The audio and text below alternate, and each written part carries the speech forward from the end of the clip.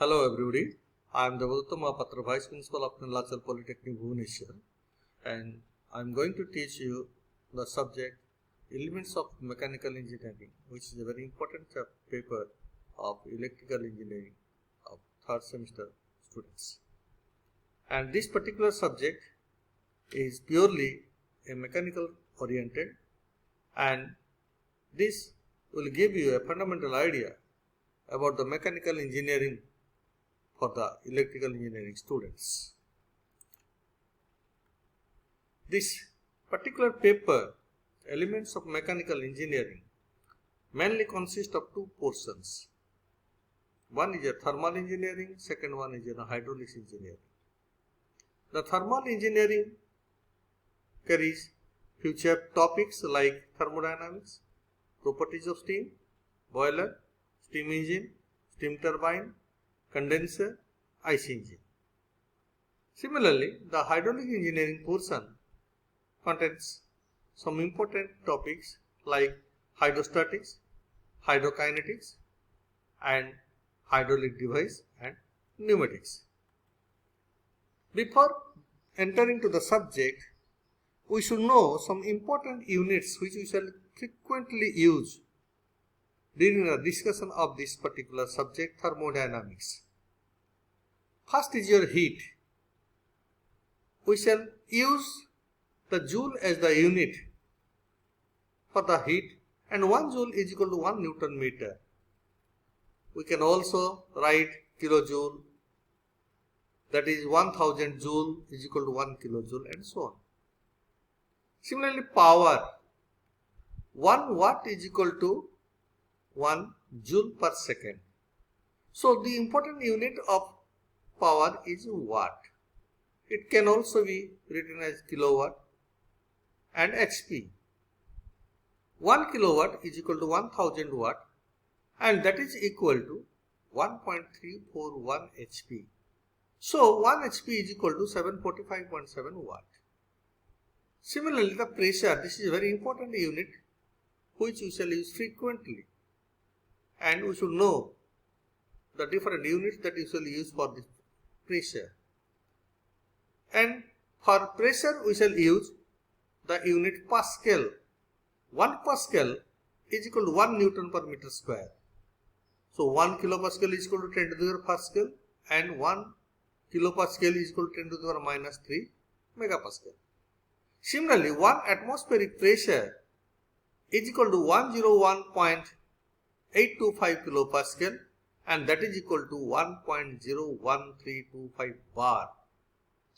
Bar is also a very important unit of pressure, and that is also equal to 760 mm of Hg at 0 degree centigrade, and that is equal to 1.03323 kgf per cm square. And 1 mm of Hg is equal to 0.1333 kPa or kilopascal.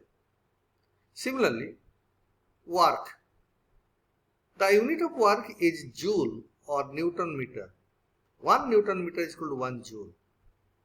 And specific heats. Mainly we shall discuss two types of specific heats. One is your Cp, another is your Cv. Cp is the specific heat at constant pressure. Cv is the specific heat at constant volume. And the unit of Cp and Cv are kilojoule per kg Kelvin.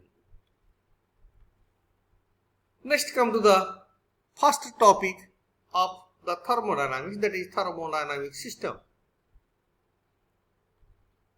You should know the fundamental of thermodynamic system.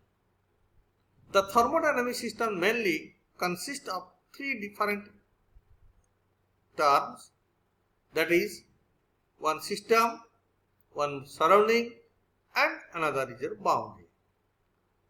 So before discussing the thermodynamic system, we should know what is it. So thermodynamic is the branch of science that deals with heat and other form of energy such as mechanical energy, electrical energy, chemical energy, and so on. The thermodynamic system may be defined as a definite area or space where some thermodynamic process is taking place. A thermodynamic system has its boundary, and anything outside the boundary is called the surrounding. The boundary may be fixed or movable. Depending upon the application, the thermodynamic system mainly of three types. One is your closed system, another is your open system, and third one is your isolated system. The closed system is a system of fixed mass and identity whose boundaries are determined by space of matter occupied in it. It does not permit any mass transfer across the boundary. It permits only the heat and work. In case of open system, both heat and mass can transfer across the boundary. It is also known as the control volume system. But in case of isolated system, it is the system which is completely influenced by the boundary or surrounding. In this system, mass and heat or the work does not transfer with the surrounding. The best example of this isolated system is universe. So universe is the best example of isolated system. It is rare. It helps to formulate the second law of thermodynamics.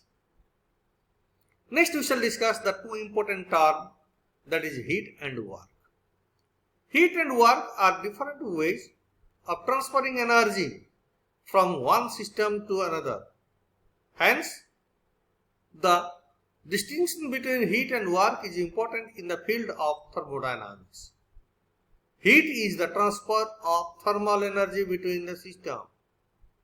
Heat is defined as the energy transferred without transfer of a mass across the boundary of the system because of temperature difference between the system and the surrounding.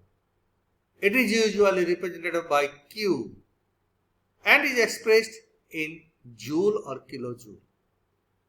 Heat is transferred across a boundary from a system at a higher temperature to a system at a lower temperature by virtue of the temperature difference, that is also known as the temperature gradient. The heat is a form of transient energy which can be identified only when it crosses the boundary of a system.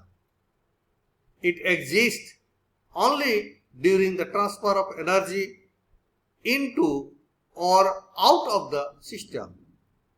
The heat flowing into a system is considered as positive and heat flowing out of a system is considered as negative. Similarly, the work is defined as the product of force and displacement in the direction of force. You know it very well. And in this case, it is very important that the direction of force. So again, I am telling you that work is defined as the product of force and displacement in the direction of force. So work done is equal to force into displacement, that is equal to 1 Newton meter, that is equal to 1 joule. So work is transfer of mechanical energy between two systems.